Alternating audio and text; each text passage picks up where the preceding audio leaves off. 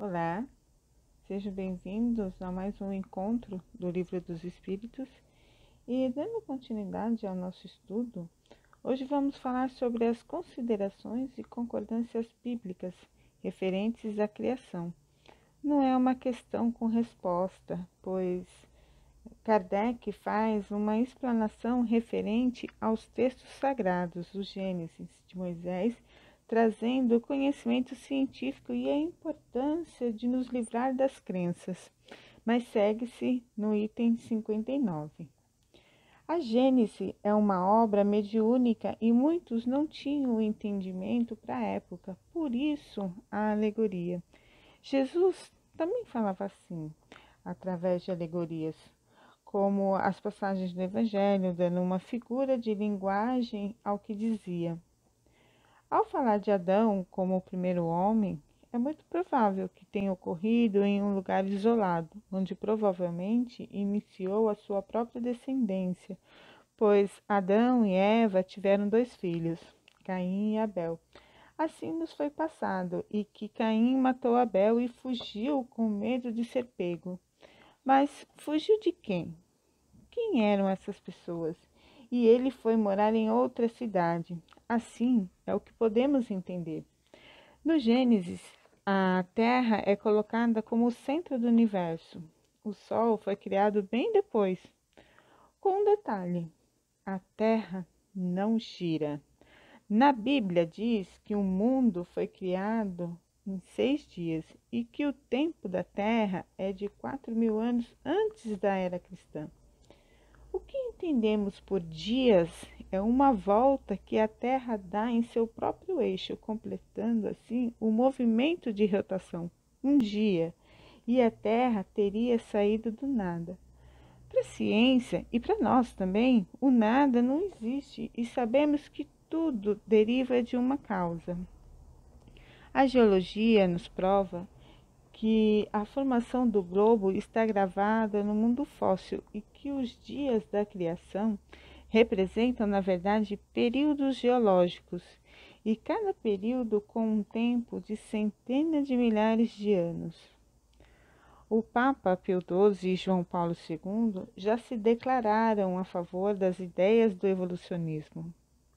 O atual Papa Francisco, em um encontro com estudiosos, disse que as teorias do universo e da evolução estão corretas e que fazem parte do plano divino. E citou ainda a interpretação daqueles que leem a Bíblia e acham que Deus é um mago e criou o mundo com uma varinha. Kardec pergunta se devemos concluir que a Bíblia é um erro. Ele responde dizendo que não, que ela foi mal interpretada, e que a ciência trouxe a ordem dos animais habitados na Terra através de escavações, registros arqueológicos fósseis, e está de acordo com o que Moisés colocou no Gênesis, e o homem povoou a Terra por último. A crença de que Deus fez o mundo em 6 dias é latente em muitos, pois ainda se ensina em escolas de ordem religiosa o que Moisés escreveu no Gênesis. Quanto ao dilúvio que ocorreu em 1654, assim colocado no Gênesis, na formação, a geologia coloca o cataclismo anterior ao homem e até hoje não encontraram nada que prove o contrário. Se o homem realmente tenha aparecido há 4.000 anos antes de Cristo, anos depois, a raça humana teria sido destruída, e isso contradiz com outros povos que já se encontravam avançados em civilização. A Índia e outros países eram florescentes já. E o que dizer da diversidade das raças humanas? As modificações das características físicas e o cruzamento das raças. Se tivesse partido de um único homem, não seriam tão distintas.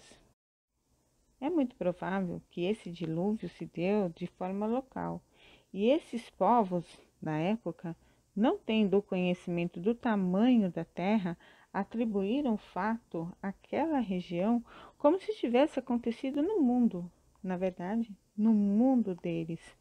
É uma figura de linguagem. Nós também a usamos em nosso dia a dia. Se uma criança, por exemplo, fizer a pergunta: como nascem os bebês? O que diríamos? Será que ela tem entendimento da biologia, da fisiologia, da genética para explicarmos? Ou temos esse conhecimento? Por isso a necessidade de se aprender, conhecer outras culturas, possuir a inteligência cristalizada ou senso comum. A curiosidade sadia sempre foi a alavanca do progresso. Na história, temos muitos que contribuíram para o progresso da ciência.